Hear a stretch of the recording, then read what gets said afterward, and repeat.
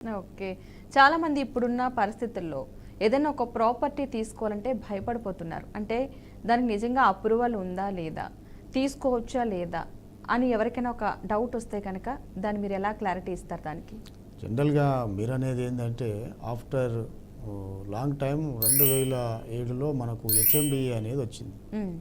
ఒక authority land మీద ఉండే ఇప్పుడు గోల్డ్ తీసుకోవాలంటే మనం ఆలోచిస్తాం కండి హాల్ మార్క్ ఉందా లేదా అని. అవును. అదేవిధంగా హైదరాబాదు రీజియన్లో హైదరాబాదులో ఔటర్ రింగ్ రోడ్ తర్వాత ఈ మధ్యలో దీన్ని హెచ్ఎండిఏ ఎక్స్టెన్షన్ కూడా చేసి అది రీజనల్ రింగ్ రోడ్ వరకు వచ్చింది. హ్మ్.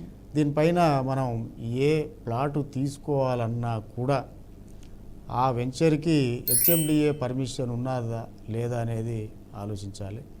దాంతోపాటు రెరా అప్రూవ్డ్ కాదా అవునా అనేది ఒకటి చూసుకోవాలి. తర్వాత దానికి లింక్ డాక్యుమెంట్ అనేది ఉంటుంది. ఈ విధంగా చాలామందికి సోషల్ మీడియా వచ్చిన తర్వాత చాలా వరకు వాళ్ళకు అప్రూవ్డ్స్ ఉంటాయని తెలుసు. అప్రూవల్స్ చెక్ చేసుకొని తీసుకున్నట్లయితే దానికి ఎలాంటి ఇబ్బంది ఉండదు. పైగా లోను ఫెసిలిటీ కూడా ఉంటుంది. అదే ఇవి చెక్ చేసుకోకుండా ఉన్నట్లయితే అది ఇల్లీగల్ లేఅవుట్లు అంటారు కదా, పంచాయతీ లేఅవుట్స్.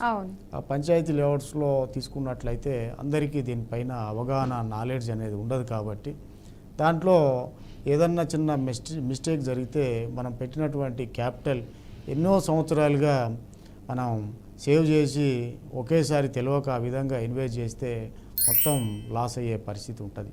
ఆ విధంగా గతంలో ఇప్పటికి కూడా కొంతమందికి అది జరుగుతున్నది. ఈ విధంగా ఎన్ఆర్ఐలు అయితే ఖచ్చితంగా చాలా ఇబ్బంది పడే అవకాశం ఉంటుంది. అందుకనే జేఎం గ్రూప్లో ఎన్ఆర్ఐ సర్వీస్ అనేది కూడా కొత్తగా మేము లాంచ్ చేయడం జరిగింది. సంపాదించిన డబ్బును ఎవరినో మన అన్న తమ్ముడు ఎవడో బామ్మర్ది ఎవడో రిలేటివ్ ఎవడో ఫ్రెండ్ అని నమ్మితే వాడు తీసుకుపోయి ఎక్కడనో అది పెట్టుబడి పెట్టించడం ద్వారా పూర్తిగా వాళ్ళు నష్టపోయే పరిస్థితి ఉంటుంది. కాబట్టి అలాంటి వాళ్ళ కోసం వాళ్ళ ప్రతి రూపాయి భద్రంగా ఉండాలి, వాళ్ళకు రైట్ సర్వీస్ అందియాలన్న ఉద్దేశంతో ఇలాంటి ఇబ్బందులు ఎన్ఆర్ఐస్కి ఎదురవుతున్నాయని మేము తెలుసుకున్నాం, గతంలో చూస్తున్నాం. కాబట్టి ఈ ఎన్ఆర్ఐ సర్వీస్ అనేది మేము లాంచ్ చేయడం జరిగింది.